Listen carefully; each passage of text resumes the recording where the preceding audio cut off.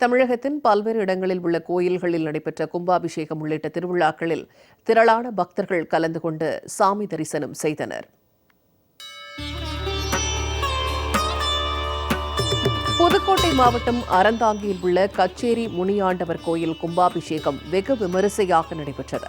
கோயிலை சுற்றி கொண்டுவரப்பட்ட புனித நீர் வேத மந்திரங்கள் முழங்க கும்பத்தில் ஊற்றப்பட்டு கும்பாபிஷேகம் நடைபெற்றது.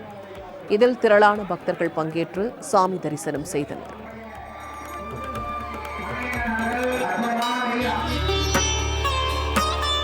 மயிலாடுதுறை மாவட்டம் தருமபுரம் ஆதீனத்தில் 27வது மடாதிபதியாக தேசிக ஞானசம்பந்த பரமாச்சாரியார் பதவியேற்ற ஞானபீட 5ஆம் ஆண்டை முன்னிட்டு ஆதீனத்தில் ஞான கொலுக்காட்சி மற்றும் ஞானபீடத்திற்கு சிறப்பு பூஜைகள் செய்யும் நிகழ்ச்சி நடைபெற்றது.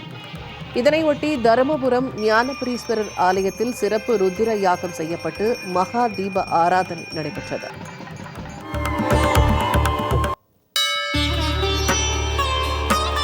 காஞ்சிபுரம் மாவட்டம் உத்திரமேரூர் அருகே 800 ஆண்டுகள் பழமையான மரகதவள்ளி சமேத மருந்தீஸ்வரர் மற்றும் பட்டாபிராமர் கோயிலில் கும்பாபிஷேக விழா கோலாகலமாக நடைபெற்றது. வேத மந்திரங்கள் முழங்க புனித நீர் கலசத்தில் ஊற்றப்பட்டு கும்பாபிஷேகம் நடைபெற்றது. இதில் ஏராளமான பக்தர்கள் கலந்து கொண்டு சாமி தரிசனம் செய்தனர்.